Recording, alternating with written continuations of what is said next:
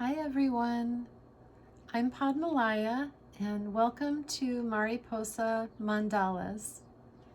Today I'm going to continue my series about using art for journaling.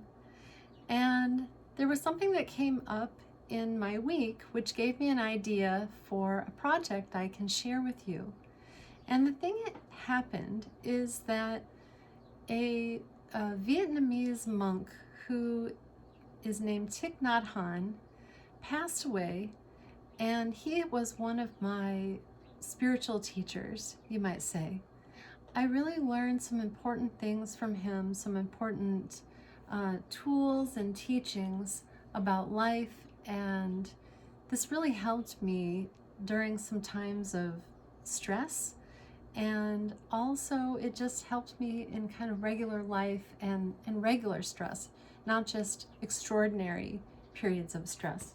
My assistant is down here trying to get my attention to help, so we'll see how that goes.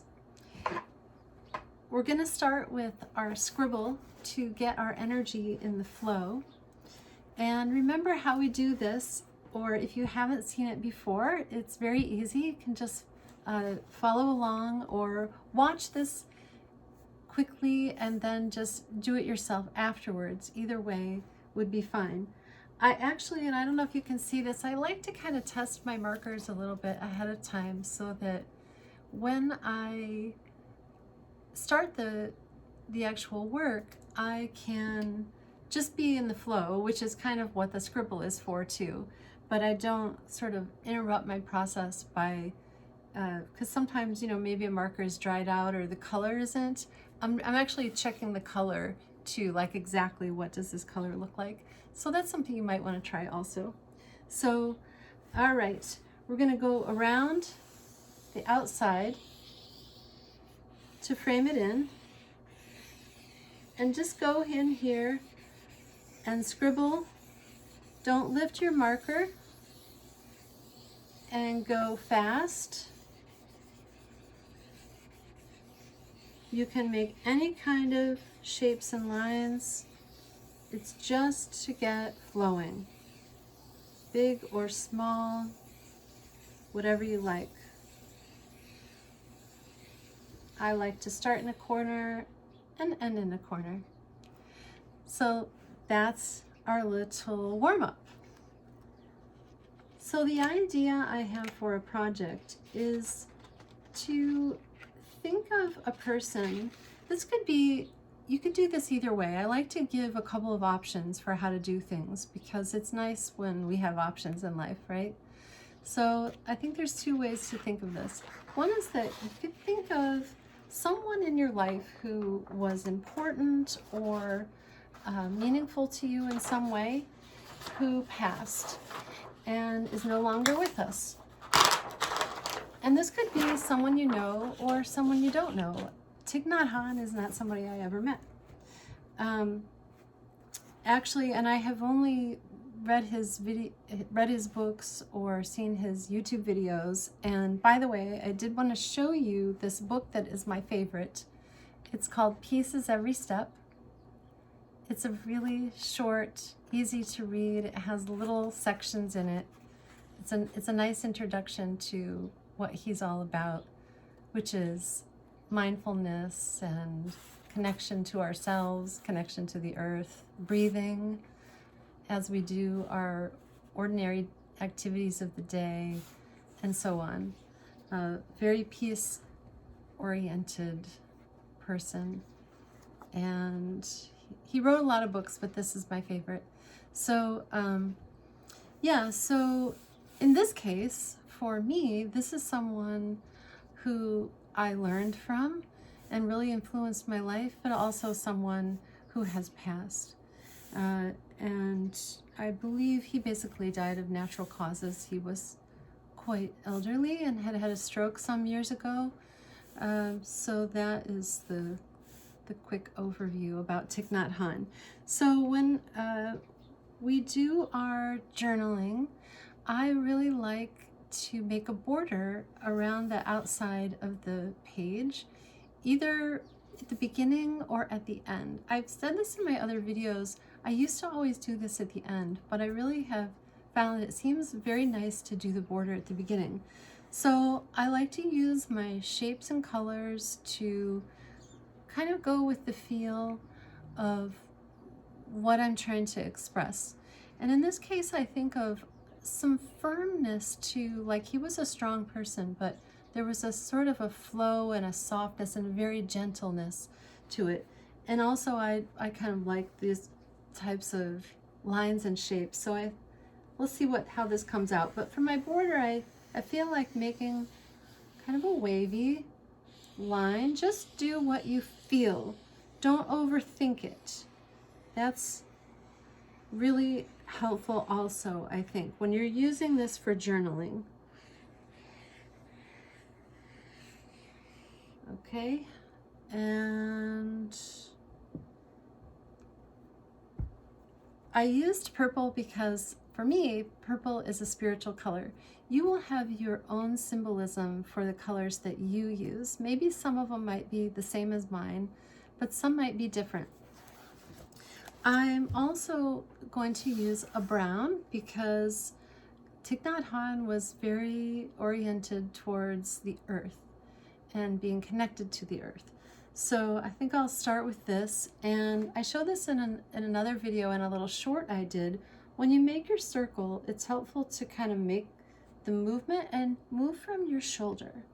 That will help to get it to go kind of smoothly. But as you can see, it's not perfect, and we don't want to worry about being perfect. We're letting that go. So there's the earth, and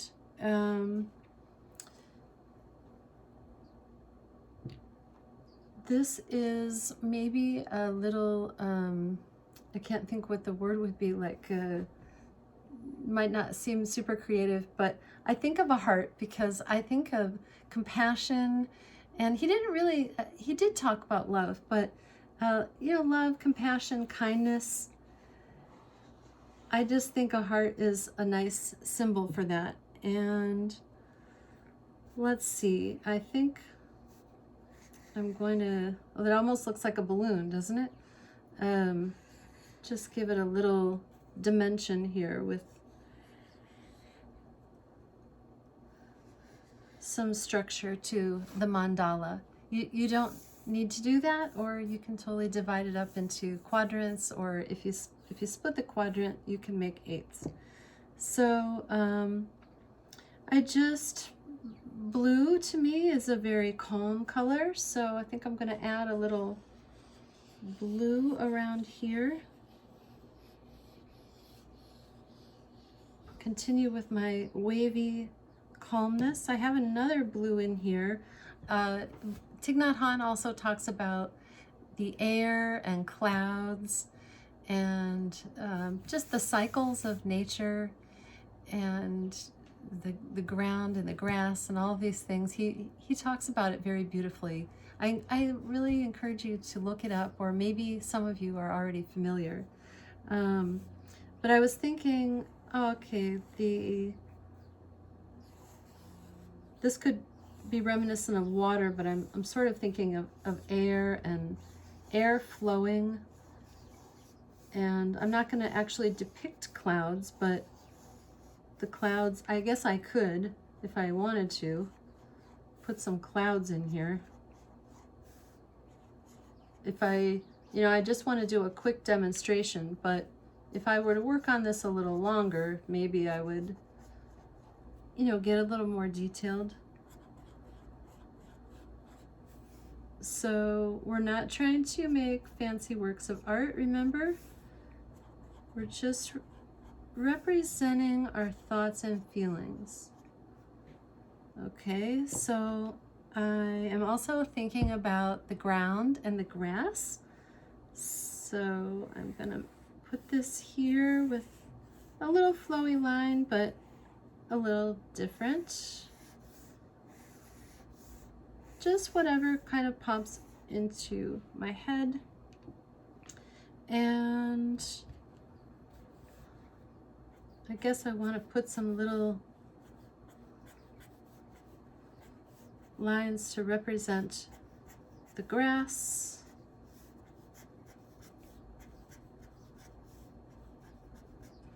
And then I just feel I need something brighter in here, so I'm going to add some pink to just show a brightness of love and kindness. I actually think of little flowers going in the grass. You know, one thing Thich Nhat Hanh talked about that I really like, that I saw some people posted about after his death, is that after the person is gone, in some ways they're still with us. So, for example, the things that I learned from him, maybe about breathing or thinking about the earth, those are things from him, but that are now within me because it's something I've learned. It's not actually a thing, but it's something I've learned and that I carry inside of me. So thinking about the ground, and I think he had a little poem about a flower. It just kind of reminds me. And I feel we need a little more brightness, so I'm just going to add some bright energy in here.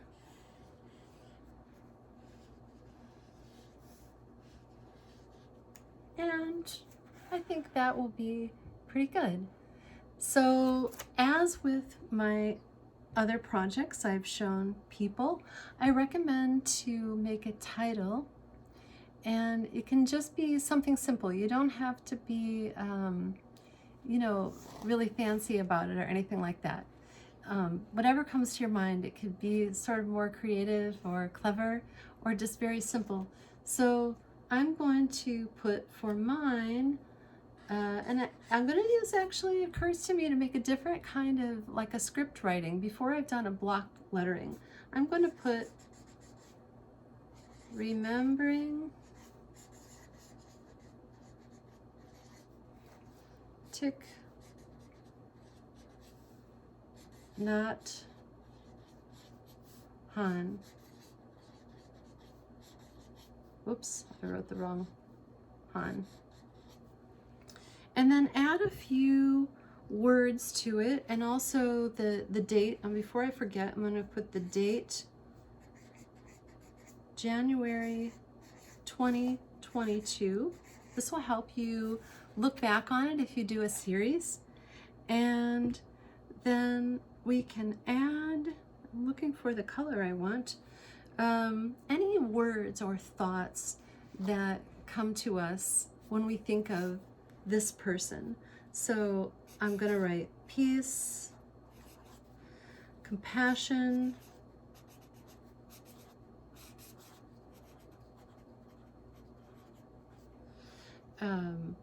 breathing. And he talks about using breathing to return to your true self. So I'm going to write true self. So you could do more with your writing. You could make a little poem on another piece of paper, or actually on here. You could do some phrases or sentences, or just some words like this. You could keep going with the words, or just do a couple. These can be as simple or as elaborate as you'd like. And that is whether or not you have a helper who is probably not actually helping and maybe sometimes being a little distracting. But that's okay, because this is one of the things about mandalas, is that it helps us be calm. It's centering and grounding, and it's also meant to be integrating. We bring things together for our life. So we can bring together that challenge of stress, and then we synthesize it into an expression of something. I like when we can think about synthesizing it into something we might call positive or helpful. For me, personally, that has been what's been helpful about it. So I hope you enjoyed this. I hope this all makes sense, and I hope you try it. Definitely, please try it and let me know how it goes. If you look at my channel on YouTube, you'll see some other videos I've done that give some other little ideas, and just have fun with it. So thank you very much for being here, and I'll see you next time. Namaste.